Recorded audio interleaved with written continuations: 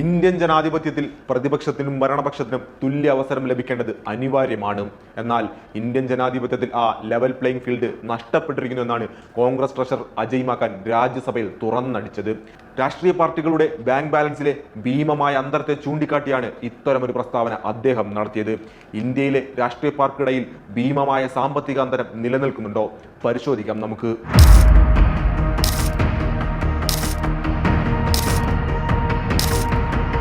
അജയ് മാക്കൻ തിരഞ്ഞെടുപ്പ് കമ്മീഷന്റെ പൊതുരേഖകളെ അടിസ്ഥാനമാക്കി BJPയുടെ ബാങ്ക് ബാലൻസുമായി ബന്ധപ്പെട്ട് രാജ്യസഭയിൽ അവതരിപ്പിച്ച കണക്കുകൾ ഞെട്ടിപ്പിക്കുന്നതാണ്.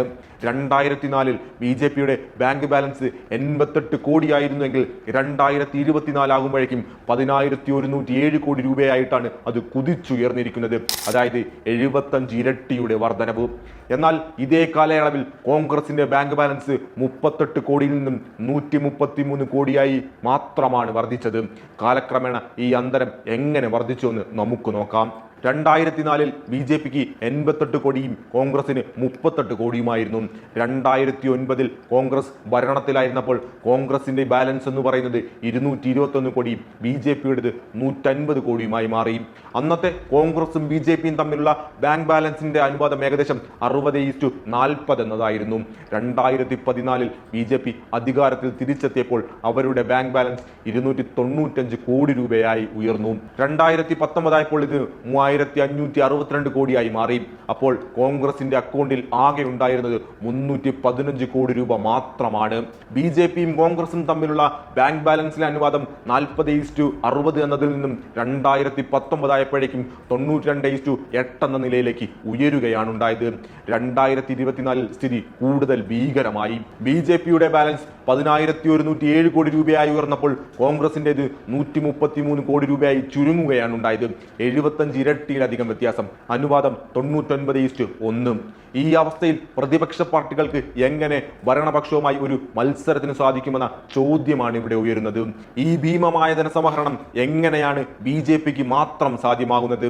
പ്രതിപക്ഷത്തിന് സംഭാവന നൽകുന്നതിൽ നിന്നും വ്യക്തികളെയും വ്യവസായികളെയും EDയെയും ആദായ നികുതി വകുപ്പിനെയും ഉപയോഗിച്ച് ഭീഷണിപ്പെടുത്തി എല്ലാ പണവും തങ്ങളിലേക്ക് കേന്ദ്രീകരിക്കുക എന്നതാണ് BJPയുടെ ധനസമാഹരണത്തിനുള്ള പ്രധാനപ്പെട്ട തന്ത്രം.